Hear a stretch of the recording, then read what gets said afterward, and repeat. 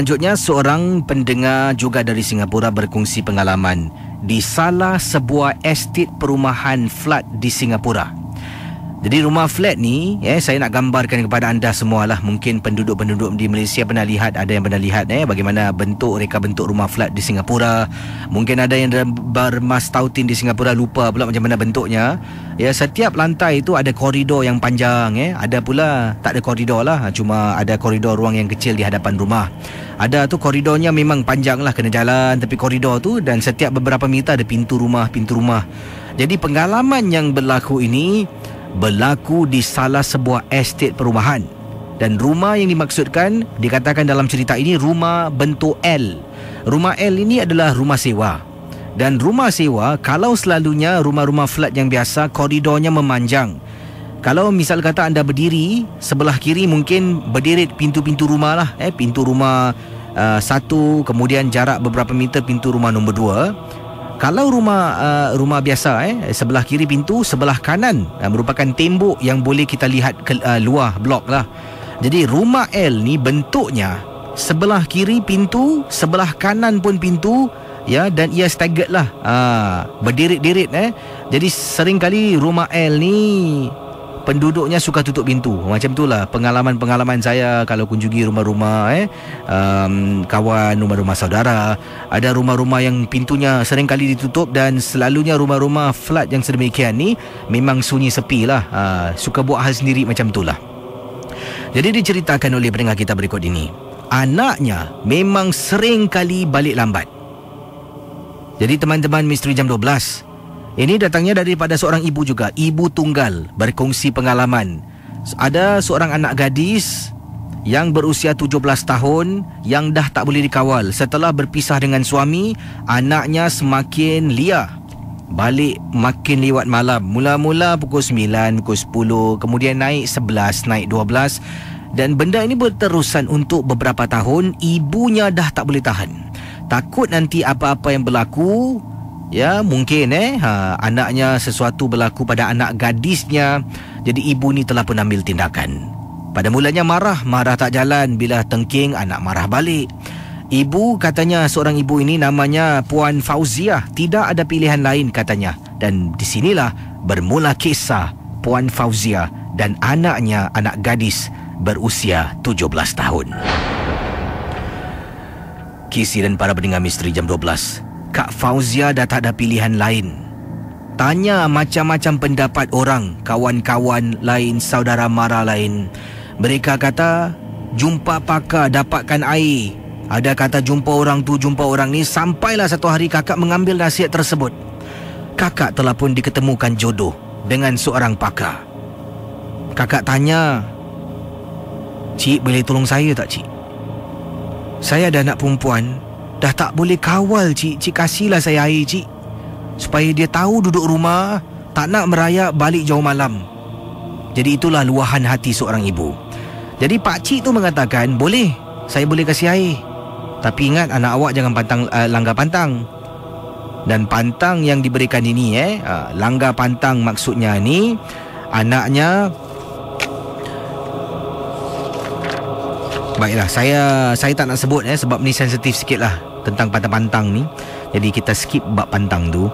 Dan akhirnya kakak mengambil air yang telah pun dibaca dengan satu plastik yang penuh dengan bunga. Kakak katanya, Kak Fauzia bawa pulang ke rumah. Bila anak balik, air tu kakak letak dalam peti ais, tukar botol ke dalam botol air wap yang sering digunakan oleh anak. Anak pun balik, buka periuk ada makan sedap, dia pun duduk, dia makan, tuang air itu minum.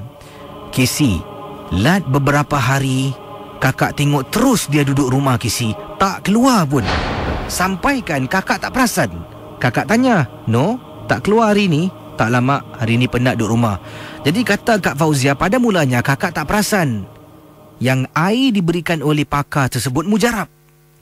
Jadi pendengar Ria 897, antara pantang, saya tak nak sebut ke semuanya, antara pantang, hari Khamis malam Jumaat mesti mandi bunga berturut-turut. Bunga yang diberikan oleh pakar tu kena mandilah. Jadi itu antara pantangnya, yang lain-lain saya tak nak sebutkan lah. Jadi bayangkan, pada mulanya bila anak tu duduk rumah, Kak Fauzia tak perasan pun yang anaknya dah berubah. Jadi hari kedua pun sama. Anak kakak tak keluar juga. Jadi lepas tu kakak tanya, mujarab betul ni air yang aku beri anak aku minum ni? Casey, dia duduk rumah tak keluar-keluar, Casey.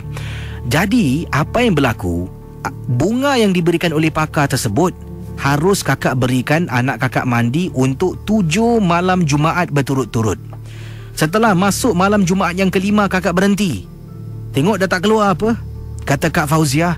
Jadi bunga tu pun tak tahulah kakak letak mana. Air pun dah habis dia minum. Anak kakak macam biasa duduk rumah, Casey.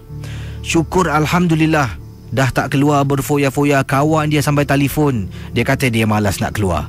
Dia pendekkan cerita, satu hari tu kakak suruh dia pergi rumah mak kakak, iaitu nenek dia, ambil lauk. Sebab jarak blok rumah kakak dengan blok neneknya tidak begitu jauh, Casey. Kalau jalan dalam 10-15 minit akan sampai. Jadi waktu tu sekitar 10 lebih malam, dia pun keluar, bawalah mangkuk tingkat dari rumah rumah kakak ni, pergi ke rumah neneknya. Dalam perjalanan tak tahu apa berlaku, dia balik rumah. Bila dia balik tu dah lewat, kakak ni dah mengantuk sampai tertidur. Mungkin berbual dengan nenek berbual dengan dia, layan neneknya lah. Sampai rumah 1 lebih pagi. Kakak sebenarnya belum perasan anak balik pun. Kakak terperasan apabila anak ketuk pintu terpekik-pekik macam nak pecah. Mama! Mama buka pintu, Mama! Casey, depan pintu rumah terpekik sekuat-kuatnya di rumah L. Orang-orang jiran sebelah, kiri, kanan, depan, belakang, Casey, ada yang sampai buka pintu tengok keadaan anak. Kakak buka pintu, anak terus masuk dalam, peluk kakak ketakutan. Jadi kakak tanya, kenapa engkau ni, Nora? Mama, katanya bila tadi dia berdiri depan pintu, sedang berdiri ketuk pintu, dia nampak di hujung koridor rumah ada perempuan berdiri, rambutnya tutup muka di bahagian hadapan, kemudian sedang memerhatikan dia. Jadi lama-kelamaan wanita tu, setiap kali dia kelip mata, wanita tu gerak 1 meter. Bukan berjalan tapi bergerak, seolah-olah tiba-tiba bergerak, tiba-tiba bergerak. Macam itulah kata Kak Fauziah.